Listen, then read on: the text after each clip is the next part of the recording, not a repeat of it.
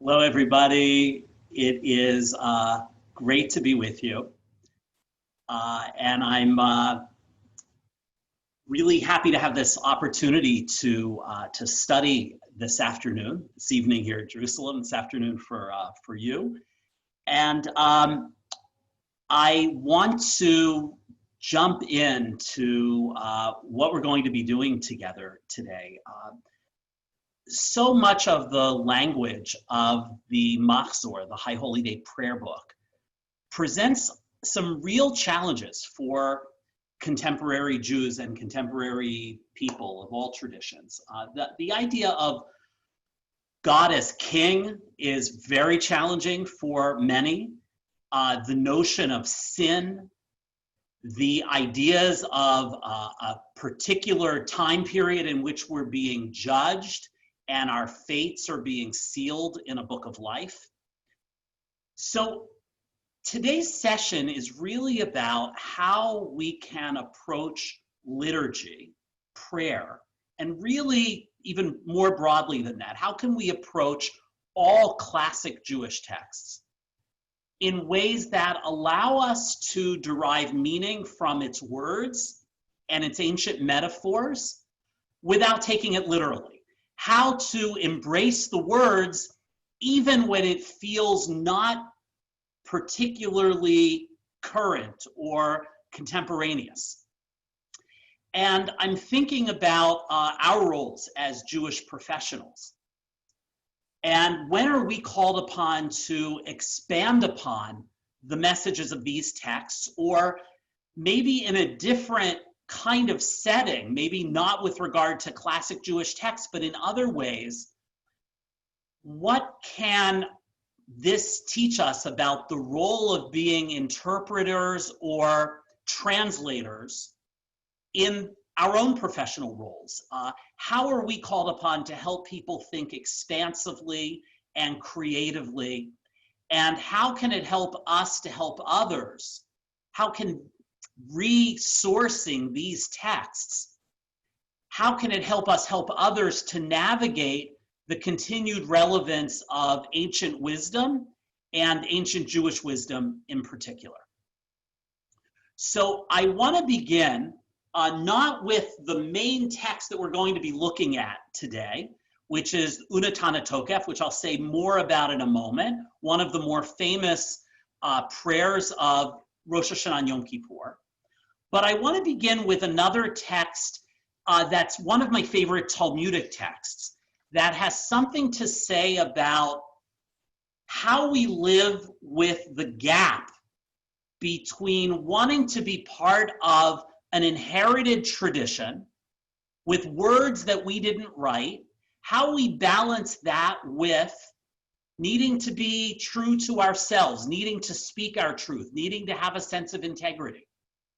So again, this gap between the tradition that we want to embrace and our real lives and the truths that we have deduced as a result of our own life experience.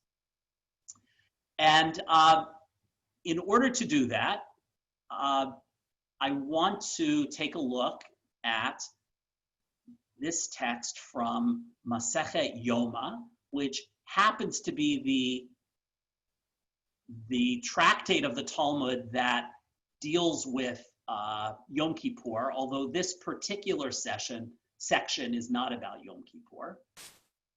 And here I'll just set it up. We could spend the whole hour just on this text, but instead we're going to spend 10 minutes, and then we're going to go into Chavruta, into study partnerships.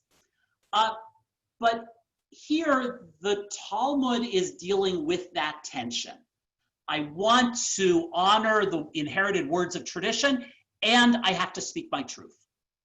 And I'll just set this up for us with a little bit of background. For those of you familiar with the first blessing of the Amidah, God is referred to as Ha'el Hagadol Hagibor V'Hanorah, the great, mighty, and awesome God. And the prayer book, the editors of the prayer book took those words from the book of Deuteronomy, and they're Moses's words. And the rabbis of the Talmud realized something very surprising, which is that if Moses created a pattern of referring to God as the great, mighty, and awesome, Ha'el, Hagadol, Hagibor, V'Hanorah, why is it that that phrase doesn't reoccur in the entire Hebrew Bible until we get to the end, until we get to the book of Nehemiah? Nehemiah and Ezra were among the leaders of the people that returned from Babylonia around 517 BCE, 70 years after they had gone into exile. What happened to the text, the traditional way of speaking about God that Moses established? So the rabbis see that two of the prophets, Jeremiah and Daniel, almost quote Moses verbatim, but they leave out one of these adjectives about God. And here, I'll just use my pointer to indicate where we are. Daniel, the text tells us, Daniel leaves out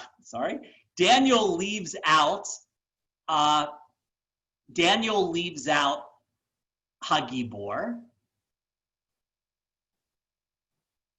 Jeremiah, we'll jump up a little earlier. Sorry, I skipped over Jeremiah. Jeremiah leaves out the word Hanorah. He leaves out when he speaks about God that God is awesome. He refers to God as the great God, the mighty Lord of hosts is his name.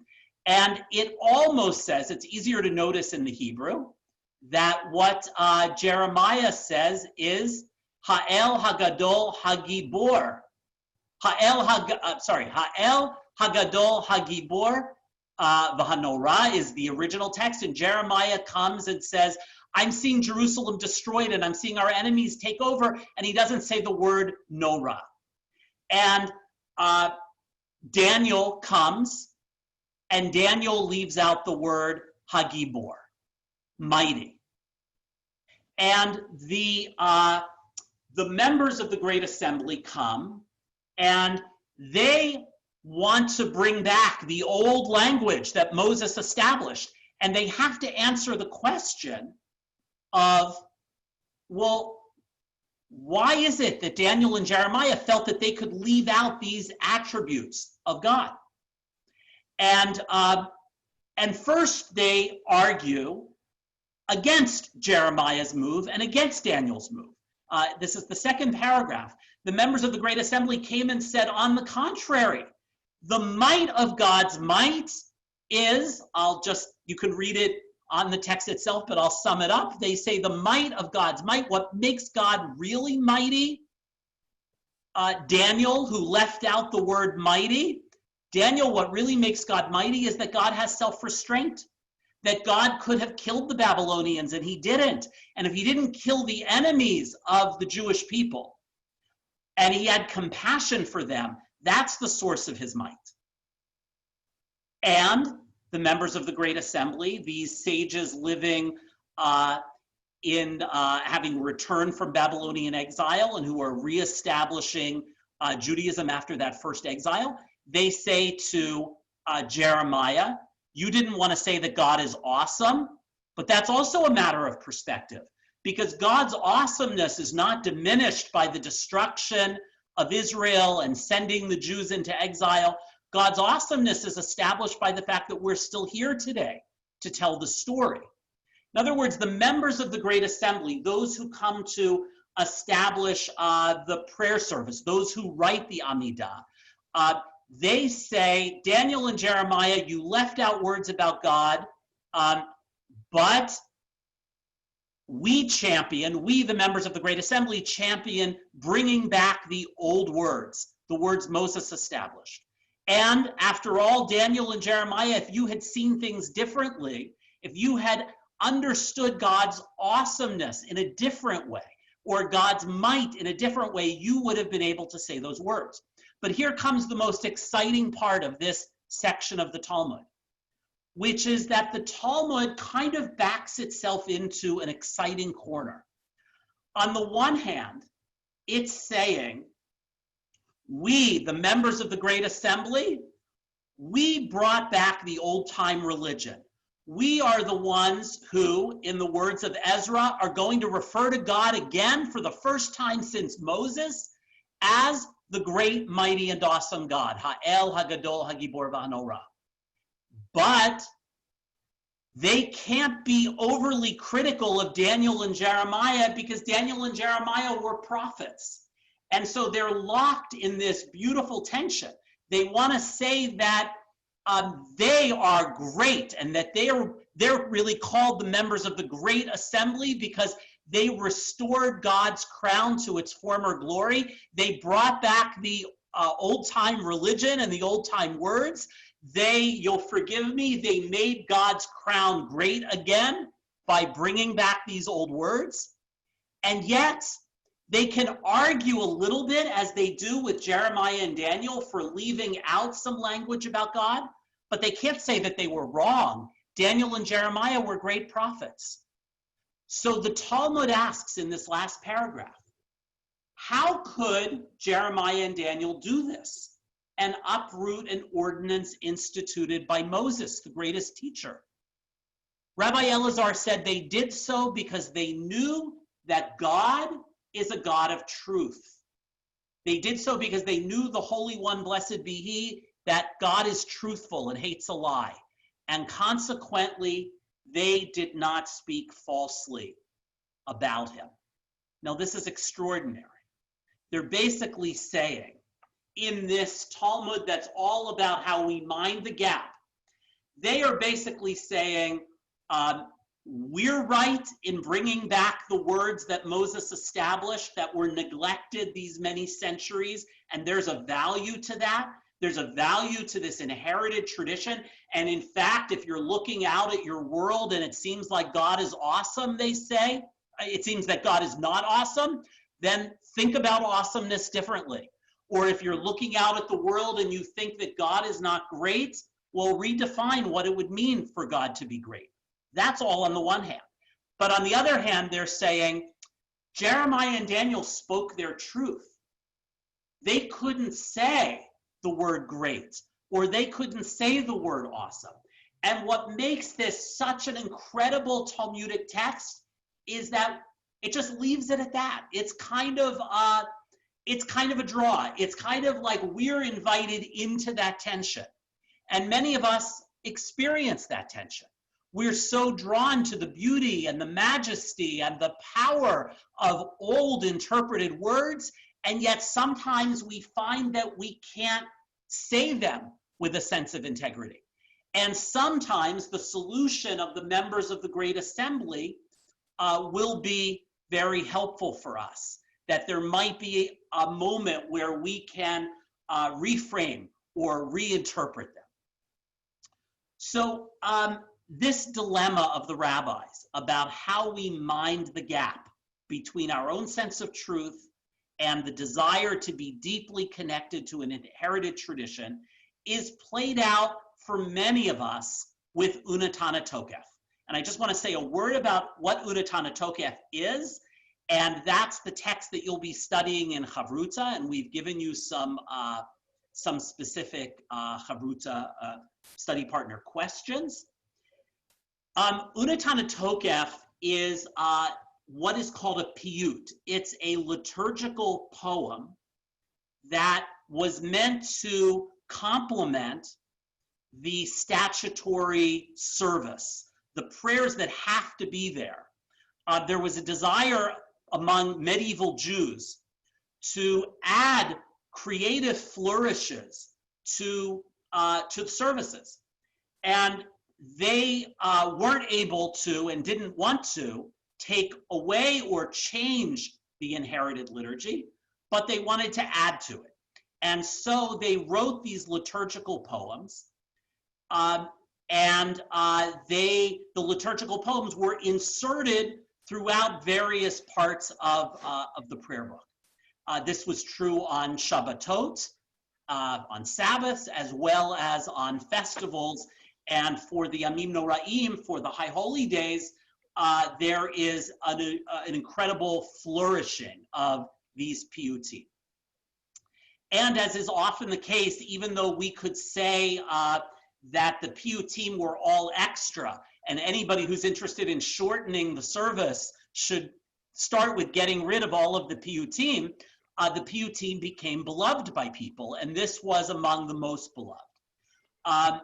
This is the PU that inspired the Leonard Cohen song that we opened with, and many other modern interpretations and expansions.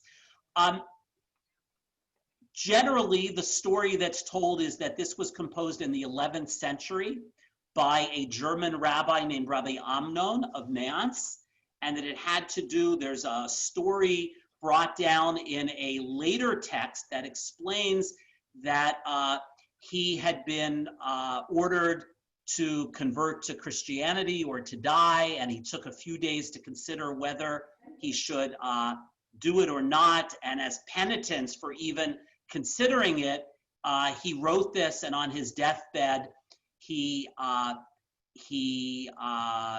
asked another prominent rabbi in the 11th century to write it down and to record it and to preserve it for the synagogue. Most scholars today would say that couldn't possibly be the case. A copy of this prayer was found in the Cairo Geniza, which preserved the prayers of the Egyptian Jewish community from the 8th century. So it's actually much older than, it's at least as old as the 8th or 9th century.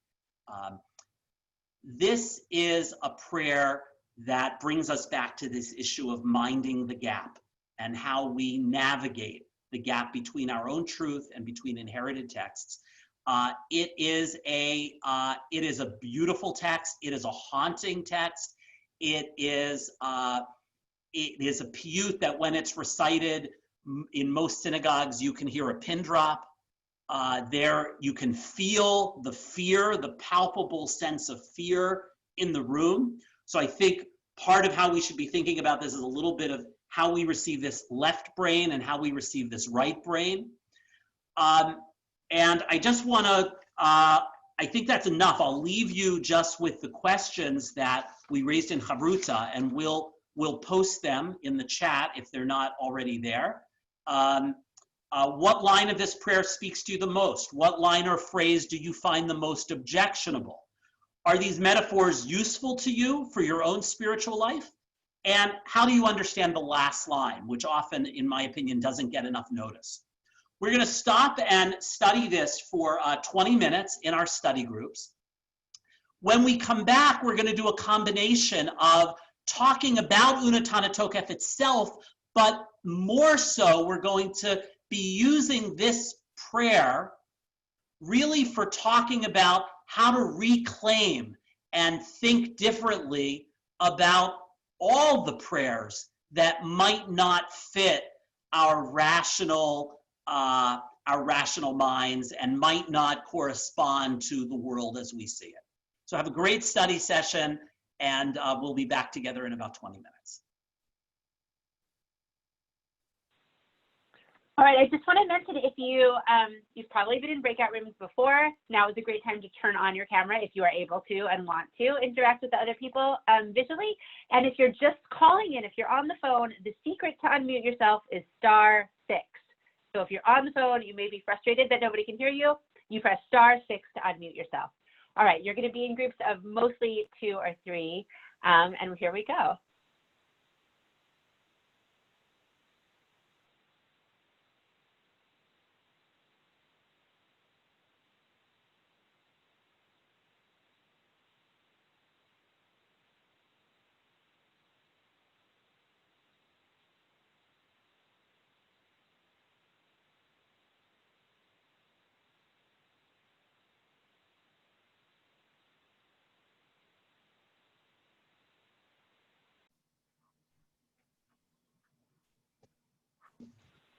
And hi everybody. Okay, welcome back.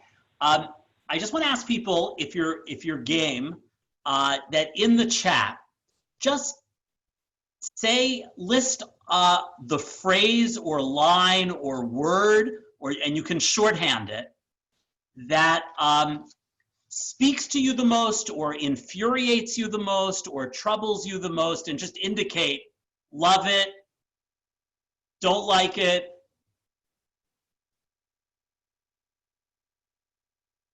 Just take a moment. I just want to kind of take the pulse of where everyone's at with this particular piyut. Again, you can shorthand it. Okay, so Michelle says, for every human hand leaves its mark and imprint like no other, right? Speaks to me the most, right? That we're writing ourselves into this book. I don't love sheep before the shepherd. Okay, we're going to talk about metaphors. Thank you, Erica. Michael, hi. Not loving the use of the word sheep. Okay. Another translation uses soldier. Okay. Carol, hello. Through tshuva, transcend the harshness. Okay, and that's a choice also of the interpreter here, right? Of the translation of ma'avirin et gezora hagezera. That was mine. Okay, Mark. Right, Carol, you like it, right? That what does it mean to that repentance, prayer, and charity temper the severe decree? And here it's the idea of transcend the harshness. Love the shofar sound and the still small voice referenced in it. Return to the right path through prayer and righteous giving, like that we can make the choice of direction. Thank you, Sally. The human being as dust, Maytal, thank you. So I want to share a story, and then I want to share two contemporary commentators who are trying to reclaim this text for modern skeptics. I had the honor of being one of the 4 editors of the new Reform High Holiday Machzor, Mishkan HaNefesh. And in the process, in the 6-year process of working on this, we received letters from people urging us not to include Unatana Tokef. How can you say this in a kehillah, in a congregation where people have suffered enormous losses? And wouldn't this be incredibly insensitive and incredibly hurtful? And I appreciated deeply where that was coming from, and knew from my own experience as a pulpit rabbi of looking out at this moment and understanding all the heartbreaking stories that are filling the synagogue. And I think we would say that those objections are really grounded in a fairly literal understanding of what was meant. And probably, Laura and I were talking about this when we were in Chavruta, probably for the 8th century author of this piyut, they probably did think about it literally.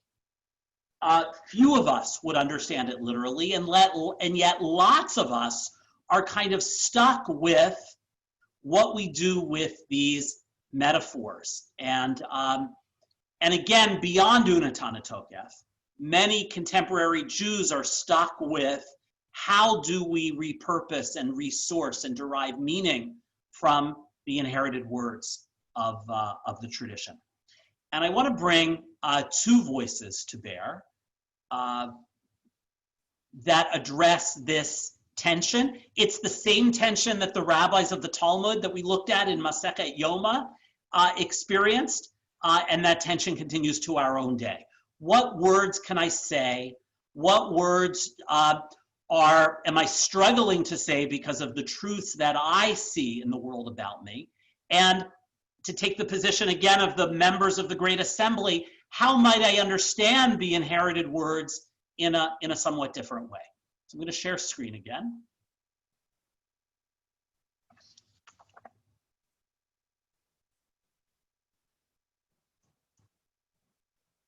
So this is by a teacher of mine, Margaret Wenig, who again is as a kind of postmodern defense of Unetane Tokef, is writing the following. Why do I, for one, want to hear all of Unetane Tokef, not only the comforting parts? And here she's really addressing, again, Unetane Tokef becomes like a site. It becomes an example par excellence. What she's really answering here is, why do I want to hear prayers that are not comforting and that don't always make me want to feel, that don't always affirm me and don't always make me feel good and uplifted? She writes, an answer comes from the octogenarian violinist Olga Blum, founder of Barge Music in Brooklyn. Olga was once asked by Mayor Ed Koch, Olga, why don't you put the barge on pilings so that when a large boat passes and causes a wake, the barge won't rock anymore and the piano won't ever roll across the stage during a performance as it once did? Olga replied, I will never put the barge up on pilings because all beauty, all art is in some way a wrestling with impermanence and death. Unetane Tokef is an artistic wrestling with impermanence and death, with deeds and their consequences, with power and powerlessness, with fear and reassurance, with mistakes and second chances. Perhaps the ultimate paradox is that life hurts, but is still worth living. And in a very similar vein, Catherine Madsen, who writes a critique of both modern Jewish and modern Christian liturgy, offers here a defense of Unetane Tokef, again, which is more than just about this one particular piyut, although what she says about this piyut, I think, is very powerful. The fantasy of the book of life and God's judgment is memorable, but the extraordinary aspect of the prayer is its emotional impress. Any of us might die of anything, anytime. When? Now or later? With or without warning? Who by stroke and who by cancer? Who by famine and who by plague? Who by collision and who by explosion? We are grass, glass, shadow, cloud, atom. Certainly it is imaginary. How else but through imagination do you talk about death in the community where you spend your life? With the people you know, the people you do business with, the people who help you, love you, employ you, exasperate you. Indirection and fable are forms of delicacy. They create an atmosphere in which painful subjects can be raised without speaking of specific deaths that have wounded the people you know. Unetane Tokef was written in a time when fear and sorrow were closer to the surface of public life than they are now. Of course, she wrote this before the pandemic that we're now experiencing. But in private life, we still know that security is a thin veneer. And she says in the second paragraph, there's this great line, which is a critique of contemporary liturgy, which she argues is too nice. She writes, we are mortal creatures. We are vulnerable creatures. Vulnerability wins. This is the realest thing anyone will ever tell us in ritual. Surrounded as it is by a liturgical padding of the accustomed, the incomprehensible and the massively dull, the prayer is the lightning flash that reveals the naked contingency of our lives. So I think in both Maggie Wenig and Catherine Madsen are taking as a given that the book of life and writing our fate on Rosh Hashanah and sealing it on Yom Kippur is metaphor, or as Catherine Madsen says here, it's imagination. But she also says, don't poo-poo the centrality and importance of the imaginative. Use the imaginative in prayer as an opportunity to talk about the deepest things that we're able to talk about in community. And death and our vulnerability is so hard to talk about that we have to find imaginative ways to do that. And this piyut does that in a very significant way. I want to, in a moment, I want to leave Unatana Tokef and focus more on the bigger issue here of what we do with this gap between what we read in the book and our own experience of our own lives. But I want to one of the questions that I raised for you in Chavruta was about this last line of Unatana Tokef, which is often overlooked, and I just want to accentuate it by way of underscoring the contemporary meaning that Unatana Tokef can have for us. Now, maybe it goes without saying in the midst of this pandemic and over 200,000 Americans who have been killed, who have died, and people around the world, maybe all of this is much more obvious this year. Maybe our vulnerability is so much more front and central that the idea that we have to argue for the reclamation of this as an imaginative place to entertain and deal with our own vulnerability, maybe it's just muvan me'elav, as they say in Hebrew. It's just understood more this year. When I was growing up, we used a machzor, the previous Reform machzor, which ended Unatana Tokef with that great contrast between God and us. We are dust, and our end is dust. We're like broken vessels. We're like withered grass. We're like a flower that fades, a shadow moving on, a cloud passing by. We're like a speck of dust in the wind. We're like a dream that flies away, but you are the everlasting God. Here, the translation that you looked at was, but you, for you, ever living sovereign, time has no limits. We're nothing, it seems to say. We're like a speck of dust that flies away, a dream that passes, but you are the everlasting God. But the crucial line is Ushamenu karata vishmecha. Literally, you have named us after you. Here the translator says, our name you have linked with yours. There's something of your name in us. And this is the redemptive, this is the denouement of the whole prayer. Because even though our lives are so vulnerable, even though we are always on the brink of death, we could die at any moment. But the fact that God is eternal for the author of this piyut is not by way of contrast. It's really by way of consolation that our lives, even when they end, are joined together with God who is eternal. So here we have this beautiful text from the Jerusalem Talmud that gives us a mashal, a parable of what it means to say that our name, Yisrael, contains God's name. What does it mean that our name is linked with God's?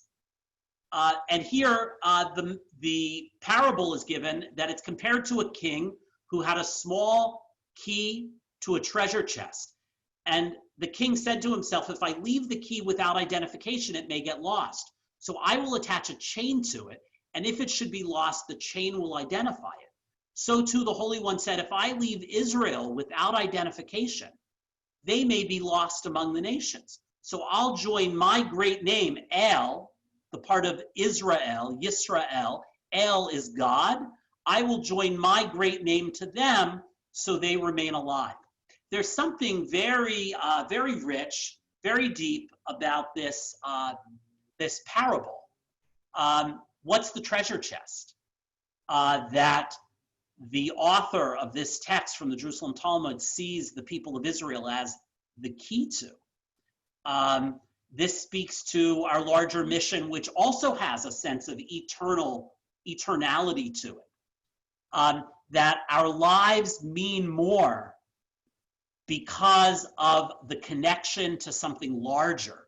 That seems to be part of what Unatana Tokef is doing. I mentioned, just before we move off of Unatana Tokef, I mentioned that it's a piyut that was inserted to be creative into the set service itself.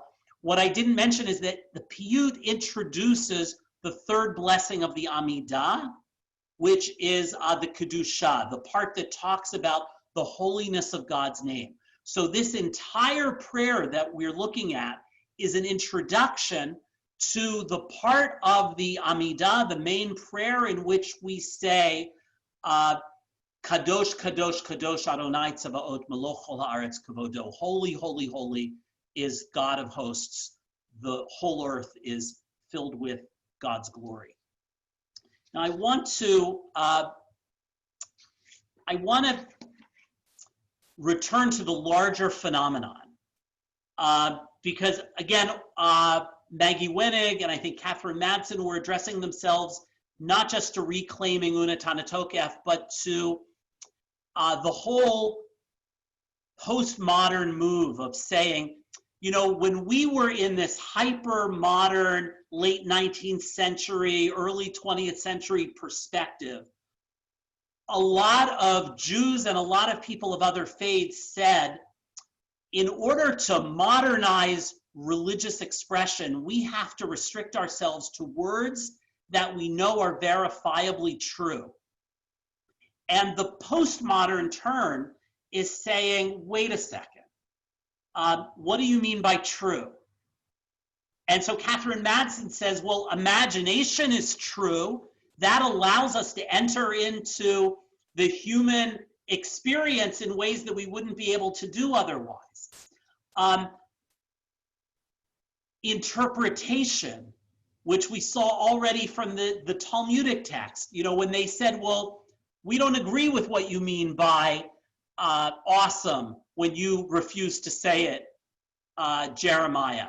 And we don't agree with what you mean, Daniel, by mighty when you refuse to say it. We define it differently. So this relates to a notion that we won't have time to get into tonight, but what Paul Ricoeur, the French philosopher, called second naivete. And I just want to go to the last 3 lines of this passage. In short, it is by interpreting that we can hear again. Part of what we're arguing for Unatana Tokef and largely for all of the inherited or much of the inherited liturgy and our whole textual tradition is it's much easier to say that something is incompatible with modern life. And it's a much more interesting project to hear those words again through interpretation. The best illustration of this is a song that I want to share with you, which is, I was saying when we were in Charuta, I think that it's one of the most profound modern religious texts. I'll give you a background to what this is, and then I'll play it for you. Kobe Oz is a musical artist in Israel. He was the founder and lead singer in a group called T-Pex. And he represents this exciting phenomenon of more than 25 years in Israel of secular Jews in Israel reclaiming the Jewish bookshelf, reclaiming Jewish text study and tradition in their own way. This is a kind of indigenous non-orthodoxy that's emerging in Israel.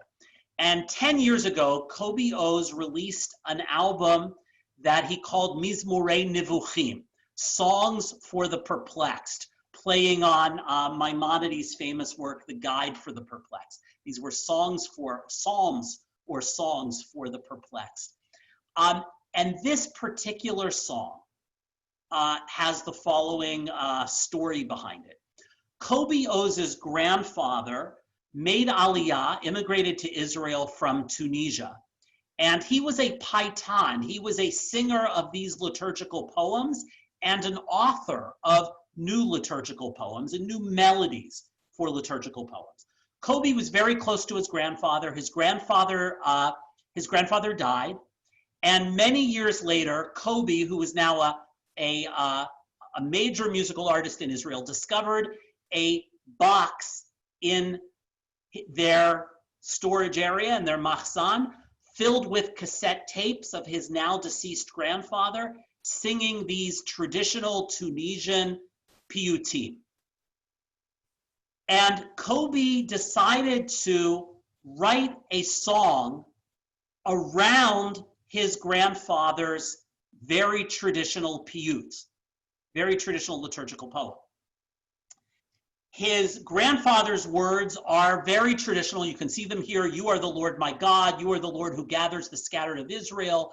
Are scattered from the four corners of the earth and send us Messiah, King David, the son of Pardes. Very traditional, inherited words. Kobe's words, in the song that he composes around it, are very much a 21st century secular Israeli prayer, but a prayer nonetheless. And the juxtaposition of these is really illustrative of what we're talking about today. Kobe, what he doesn't do is sing his grandfather's piyut. And there are lots of Israeli musical artists who over the last 20 years are recording new recordings and writing new music for the inherited classic piyutim, and they're beautiful. But Kobe couldn't do that. In essence, what he's saying in this song that we'll listen to is, I treasure my grandfather's words and I want to preserve them and I want to make space for them. But those were his words. And I, Kobe Oz, have to find my own words. But I don't want my own words to be experienced in isolation. I want them to be in tandem with the inherited words that I received from my grandfather. And as you listen to the song, I want you to pay attention to the fact that we hear the grandfather first, and then we hear Kobe, and then the grandfather, and then Kobe, and only in the last few bars of the song are Kobe and his deceased grandfather actually singing a duet. I also want to call your attention to the modes that are at play here. Kobe's grandfather is singing in a largely Mizrahi, Eastern kind of mode. Kobe's song, for the most part, with a few exceptions, is very Western. And I want you to contrast the traditional language of "You are the Lord my God who gathers the scattered of Israel" with Kobe's words of "I have so many thank yous for you." And ultimately, I want us to pay attention as we listen to this to what is the dilemma that Kobe gives voice to in this song, which is the dilemma of what we do with Unatana Tokef, or what we do if we don't use Unatana Tokef and we write something else in its stead. So let me, hold on one second while I just change the— Can you screen share the words again? Yeah, I'm going to do it in a way that is going to be a little bit easier to follow. A video version that will have the words as he's singing it. So here we go. From the beginning. Hold on one second. ההרגשה של ילדה בת 23 עם פיליפינית היא הרגשה... Sorry. بعذرة عيد ويشوعته التاين إلواي التاين إلواي التاين قبسنا الحي إسرائيل إلواي قبسنا الحي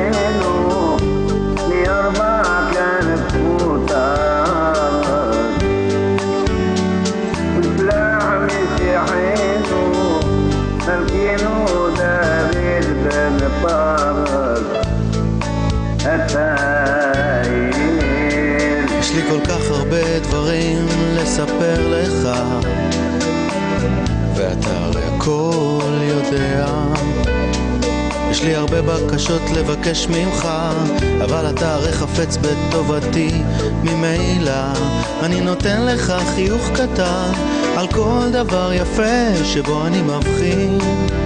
מרשים אוהדים ואני קצת נבוך, אני לא יודע איך לקרוא לך אלוהים או אלוקים. יש לי המון תודות, תודות, תודות עומדות בתור מול דלתך, אבל תודות יוצאות לי קיץ'.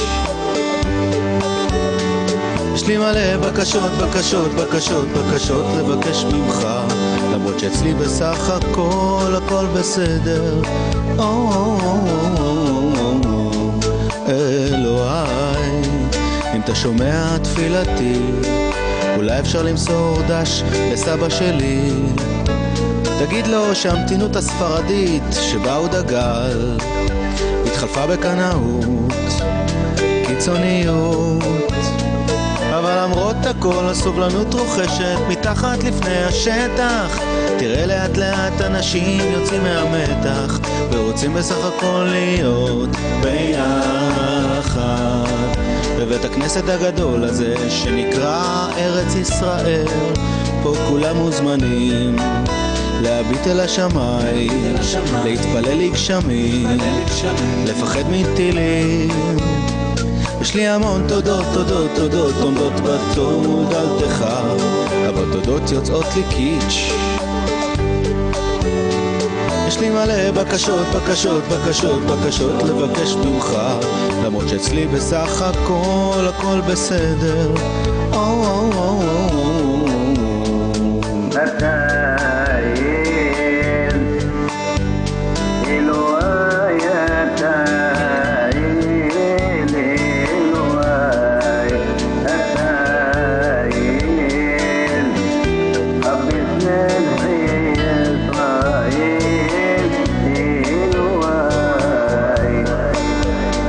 יש לי המון תודות, תודות, תודות עומדות בתור מול דלתך, אבל תודות יוצאות לי קיץ'. יש לי מלא בקשות, בקשות, בקשות, בקשות לבקש ממך, למרות שאצלי בסך הכל הכל בסדר. חבר מלחנו מארבע כנף מוסר,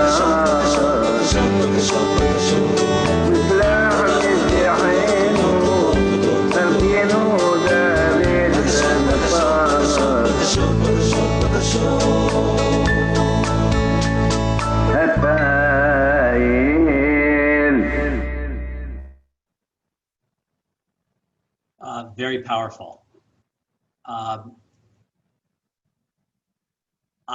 I want to, we don't have a lot of time left, and but I do want to come back to the question that I said I would about Kobe O's, this dilemma that on the one hand he's saying I can't say my grandfather's words, and yet, and this is the problem with not being able to reclaim traditional inherited words.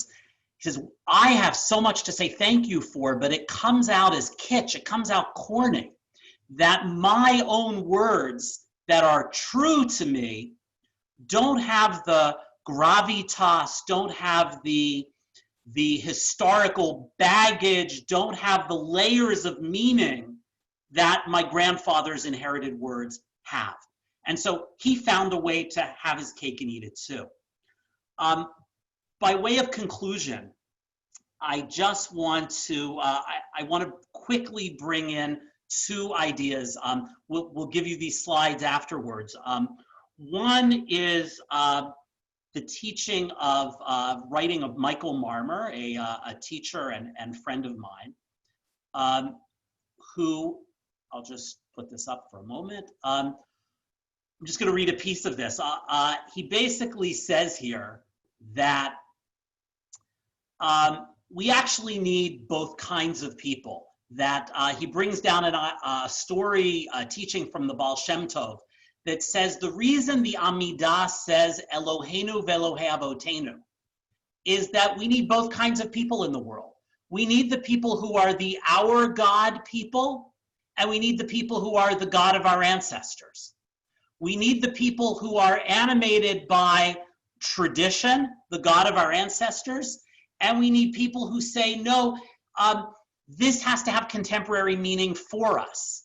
And he says, just, this is like 6 lines up from the bottom, we say both parts of the blessing because one sensibility without the other is weak. And if all we have is tradition, we can become parrots repeating sentences we don't understand or believe in. And if we're constantly searching, we can be blown around by the winds of opinion, believing one thing today and another tomorrow. By combining the two approaches, we can both have firm roots and high aspirations. And finally, I just want to conclude with the words of Abraham Joshua Heschel, who in his own critique of the publishing of new prayer books, again, which I'm particularly sympathetic toward and involved with, Heschel writes, but the crisis of prayer is not a problem of the text. It is a problem of the soul. The Siddur must not be used as a scapegoat. I think this is our challenge with some of the most difficult liturgy that we have, like Unatana Tokef. How can we infuse it with new meaning, with how can we understand in its words a message that we need deeply for our own times? So I'm going to turn this over to Laura. Thank you, Rabbi Morris. We appreciate you taking the time to share your ideas with us, and I can just speak for myself by saying that giving me a lot to think about as I continue to prepare for Yom Kippur coming up on Monday. A few words about JPro Network. JPro is the organization that is by, of, and for the approximately 80,000 people who work in Jewish community organizations across the United States and Canada. My name is Laura Herman, and I am the Program Evaluation Manager at JPro. Thank you all for joining us today and spending this time together. We hope that this program, that our time together has enriched your high holiday experience as you sort of enter into Yom Kippur in a few days. Before we conclude our time together, I'd like to just mention a few other things that are going on at JPro. We recently launched RISE, which is our initiative to support individuals experiencing unemployment due to COVID, that has a range of resources, including financial resilience building and career coaching available to participants. My colleague Sam will be putting a few things in the chat as I speak so you can learn more.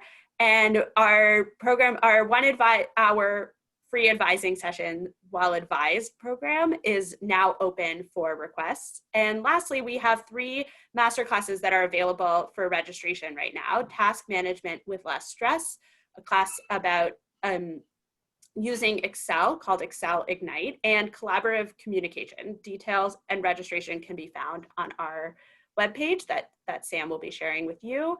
And Sam will also be sharing a brief form for you to share your feedback on today's session. We really would appreciate you sharing your thoughts and ideas with us so that we can learn and make sure that we're providing programming for you that is what you're interested in learning about. And Rabbi Morris, I don't know if you have anything that you'd like to share about Pardes or any closing thoughts for us today. Sure. So thank you all for being with us. We are upcoming at Pardes. We are planning for, we have our year-long programs that have begun in person and now temporarily, in person 6 feet apart and now temporarily online. We have an online executive learning seminar in December and a winter learning intensive for young professionals in early January. And our spring semester, we were able to offer learning opportunities, particularly and some scholarships for Jewish professionals who have been furloughed or laid off and want to use this as an opportunity to deepen their Jewish learning. So you can always visit pardes.org.il for more information. I want to conclude just by switching from Unatana Tokef to another favorite piece of the liturgy, which is the Seder Avodah. When the high priest is exiting from the Holy of Holies, the Mishnah tells us that he offers a tefillah ktsara, a short prayer. Now, the editors of the prayer book in antiquity, they didn't like short prayers. They like long prayers, as you know.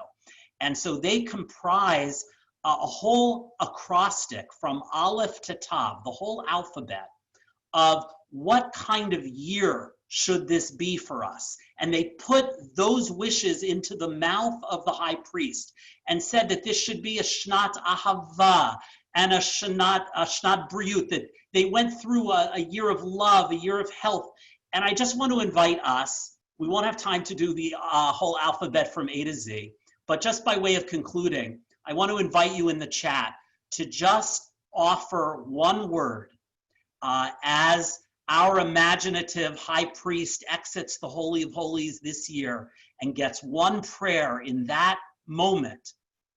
What is that one word that we are hoping for this year?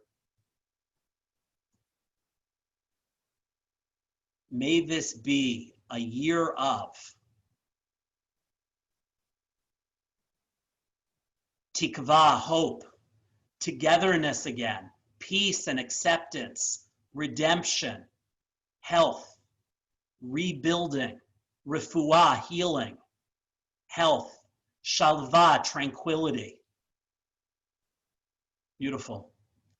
Amen. Amen. May this year be for all of you and for the institutions that you work with. May it contain all of these blessings and more. Gamar Chatima Tova, Shana Tova. Shana Tova. Thank you. Thank you, Rabbi.